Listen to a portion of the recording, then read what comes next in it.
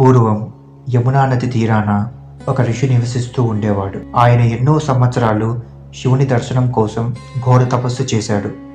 అతని అపారమైన భక్తికి మెచ్చిన శివుడు ఆ ఋషికి దర్శనమిస్తాడు. దాంతో ఆ ఋషి చాలా సంతోషిస్తాడు. వెంటనే శివుడు ఆ ఋషిని ఒక వరం కోరుకోమని ఆజ్ఞాపిస్తాడు. అందుకు ఎంతో ఆలోచించిన ఋషి శివునితో ఇలా అంటాడు: ఈశ్వర, మీ దర్శనం కోసం ఎన్నో సంవత్సరాలు ఘోర తపస్సులో ఉన్నాను. అందువల్ల నా కుటుంబానికి దూరంగా ఉంటూ వాళ్ళతో సమయాన్ని గడపలేకపోయాను. కావున గడిచిపోయిన సమయం నా కుటుంబంతో గడపటానికి అవకాశం ఇవ్వండి అని ఋషి శివునితో అంటాడు. అప్పుడు శివుడు ఆ ఋషికి ఒక ఉంగరం ప్రసాదించి, దాని ద్వారా నువ్వు గతంలోకి లేదా భవిష్యత్తులోకి ప్రయాణించగలవు, కానీ అక్కడ పరిస్థితులు మార్చలేవు అని శివుడు ఆజ్ఞాపిస్తాడు. అలా ఉంగరం ఎన్నో శతాబ్దాల నుండి ఎంతోమంది చేతులు మారింది. ఎవరికైతే దానితో అవసరం ఉంటుందో శివుడు ఆ ఉంగరాన్ని వాళ్ళ దగ్గరకు చేరుస్తాడు. మరి ఆ ఉంగరం ప్రస్తుతం ఎవరి దగ్గరకు చేరుతుందో చూద్దాం.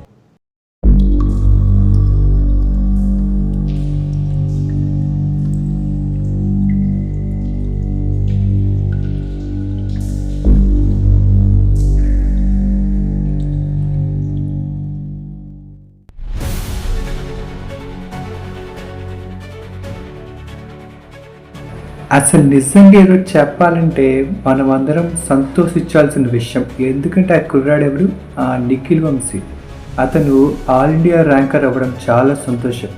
ఇలాగే యూత్ అందరూ మేలుకోవాలి.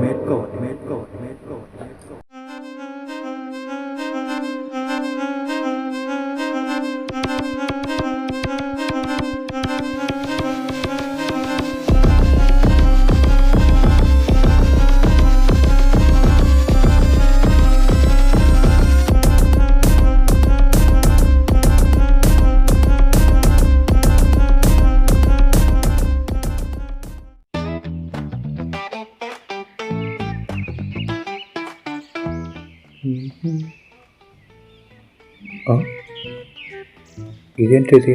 మార్నింగ్ ఎనీమేస్ వచ్చాయి. All the best. ఈ వీడియోని 10 మంది పంపిస్తే మీరు క్వాలిఫై అవుతారు.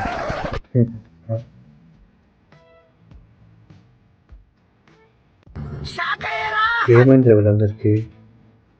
ముందు వీటికి కాల్ చేసుకుని హలో, ఈరోజు తెలుసా? రేపన్నారు కదా, ఈరోజు వెళ్తున్నారా? సర్లే.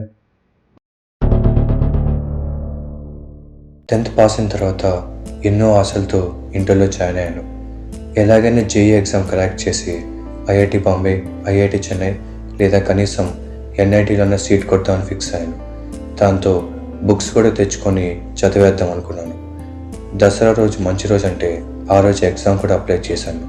కానీ దసరా వెళ్ళి సంక్రాంతి వచ్చినా నేను మాత్రం ప్రిపరేషన్ స్టార్ట్ చేయలేదు. ఎగ్జామ్ ఒక వారం రోజుల ముందు బుక్ తీశాను. కానీ తీసిన తర్వాత అర్థమైంది ఇదేది నా వల్ల కాదని. అలానే సరిగ్గా చదవకుండా ఎగ్జామ్కి వెళ్ళిపోయాను. దాంతో బ్లైండ్కి ఏవో ఒక ఆప్షన్స్ పెట్టేసి 2 చేతులు చెవులు పెట్టుకుని అక్కడి నుంచి నడుచుకుంటూ వచ్చేసాను. తర్వాత ఏం జరుగుతుందో నాతో పాటు మీరు చూడండి. ఈరోజే మన తెలుసు క్వాలిఫై అయితే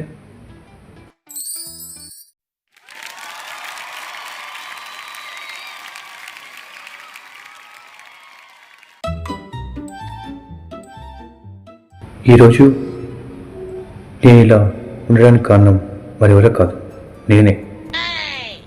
నమస్కారం. అదే డిస్క్వాలిఫై అయితే అయ్యో అందరి ముందు పరుగు పోయింది, ఈ కళాతలు ఎత్తుకోవాలి. అయ్యో వామ్మో, ఊహిస్తేనే భయంకరంగా ఉంది.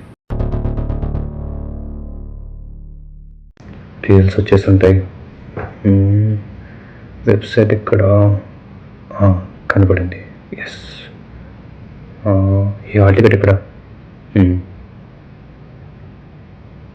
Hall ticket number. ఎస్,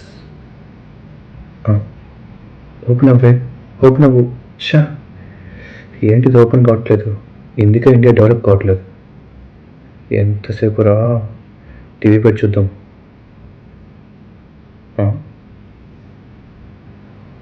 ఇంకా 1 అవర్ వెయిట్ చేయాలా? ఛా! టైం అయిపోయింది. ఈసారి వస్తే రావు. ఛా! ఈ టైంలో ఎవరురా? హలో, క్వాలిఫై అయిపోయావు. సర్లే పెట్టి నేను చేస్తా. నా పరిస్థితి ఏంటో.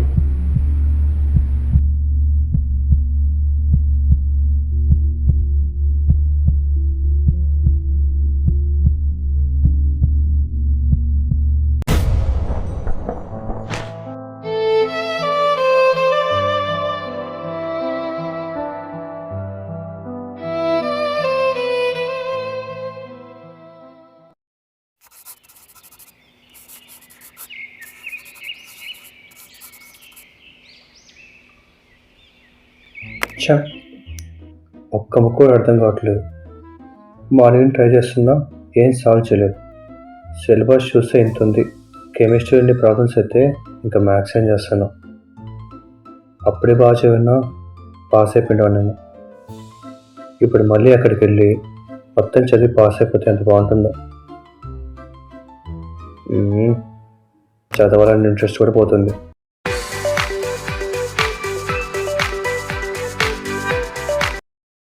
హలో, చెప్పరా? నేను పాస్ అయిపోయారా? తెలుసు. నాకు చెప్పింది మళ్ళీ చెప్పొద్దు. ఎందుకు ఫోన్ చేసి వచ్చి చెప్పు చాలు. నేను సెకండ్ అటెంప్ట్ రాస్తున్నా. ప్రిపరేషన్ ఎక్కడ బాగుంటుందంటావు? సెకండ్ అటెంప్టా? మన క్వాలిఫై అయిపోయి కదరా, మళ్ళీ రాస్తున్నావు. మేము ఇక్కడ ఒకసారి క్వాలిఫై ఇబ్బంది పడుతుంటే నీకు ఇంకా మార్క్స్ కావాలా? నువ్వు మర్యాదకి ఫోన్ పెట్టారు. ఉన్న మూడంతా పోయింది. నేనేదో చదువుదాం అనుకుంటే వీడు ఫోన్ చేసి సొల్లంతా చెప్తున్నాడు. ఇదేమో అర్థం కావట్లేదు. వేరే సబ్జెక్ట్ ఉన్నది ఇద్దాం.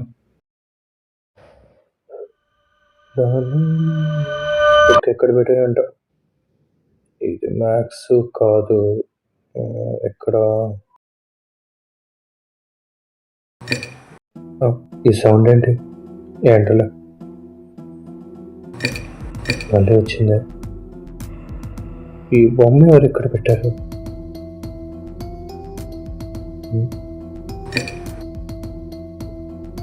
ఈ ఉంగరం ఎక్కడి నుంచి వచ్చింది? ఎవరిది ఏంటదప్ప? చూస్తే దేవుడు ఉంగరంలా ఉంది. సరే పెట్టుకున్నా. బాగుంది.